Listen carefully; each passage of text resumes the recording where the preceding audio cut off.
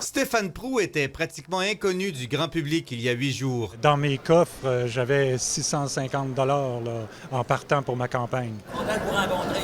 Bon, super. Mais son chef Mark Carney, malgré son français et ses connaissances limitées du Québec, inspire confiance. Le Canada a besoin d'être administré comme il faut.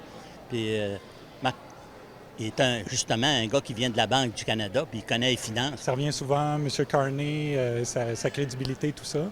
Alors, on fait du surf là-dessus. Que le chef parle plus ou moins bien français.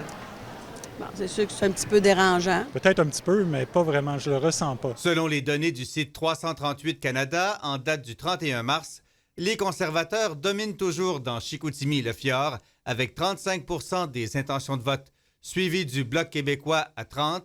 Les libéraux progressent quotidiennement à 2 points maintenant des bloquistes. Je trouve ça très positif, mais il ne faut pas arrêter. 338 Canada utilise les sondages nationaux pour en faire une répartition dans chaque comté, en tenant compte notamment de l'historique et de la démographie de la circonscription. Le scrutin 2025 est influencé plus que jamais par le contexte international. Que le Parti libéral fasse une remontée?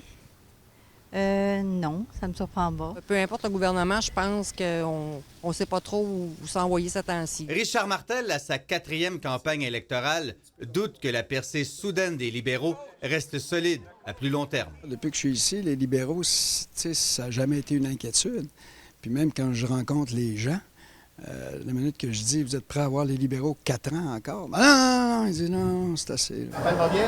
Vous aussi? Oui, très bien. Le bloquiste Marc Saint-Hilaire prend lui aussi les données de 338 Canada avec un grain de sel. Surtout quand c'est des sondages d'agrégateurs comme ceux-là qui font du mur à mur. C'est très volatile. Ça se promène beaucoup en campagne électorale. Moi, ce que je remarque, c'est sur le terrain, les gens sont très enthousiastes derrière ma candidature. À 3 semaines du vote, rien n'est encore joué dans Chicoutimi-Le-Fjord.